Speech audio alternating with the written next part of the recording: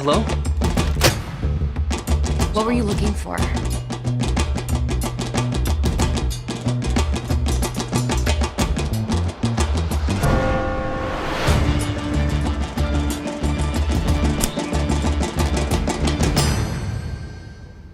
One of the things I remember from the Rob Ford the election, let's say, is how he kind of divided up this city. If you looked at like kind of the election map, like it was like old city of Toronto did not vote for Rob Ford. They voted for George Smitherman.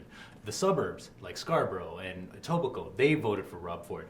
And that division, I mean, the Fords kind of weaponized that division. You know, like Doug Ford's doing it today. They characterized downtown Toronto as the elite. Doug Ford just did that yesterday. I'm wondering, that division, how did you guys experience that? I mean, Mena, you grew up in Markham, you grew up in Scarborough. Do you remember that kind of division between the suburbs and downtown back then? I honestly didn't know anything about downtown. I came from an Egyptian family, so downtown was like the devil's place. It's where all the drugs and alcohol went down. So I was never allowed to come downtown. So I didn't so much feel that, but I do remember Rob, really appealing to the working class family, right? And there was a big demographic in Etobicoke, in Scarborough, in the suburb area.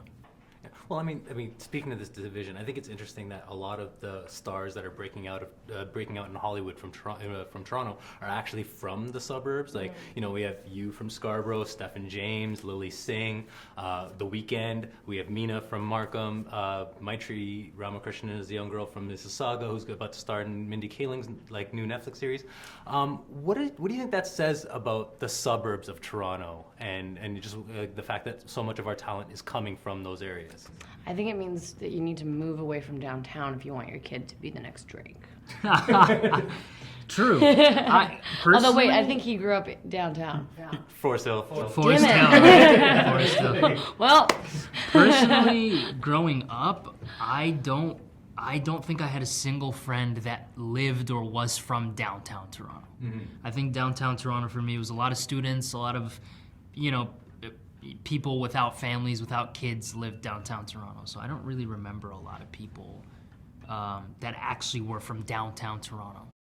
Well, I mean, I think it also says something about like all this talent that's coming out of Toronto or coming out of the suburbs of Toronto are all very diverse. Yeah. They seem to see, like, Toronto's becoming a farm for diverse talent in Hollywood. You guys, I mean, I don't know if that says something about kind of the makeup of Toronto's character. 100%. Yeah, and I, even though maybe because I wasn't allowed to go downtown, just like you described, it was like this dangerous place that our parents were afraid of exposing us to.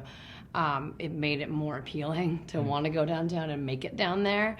And so I remember, and maybe that's part of it too, that need and that desire to go from the suburbs to the downtown and having that drive to like try something new and one more obstacle to overcome. Yeah. I feel like when you're young like that, the more obstacles you have to overcome, the harder thicker you your work. skin is. Yeah.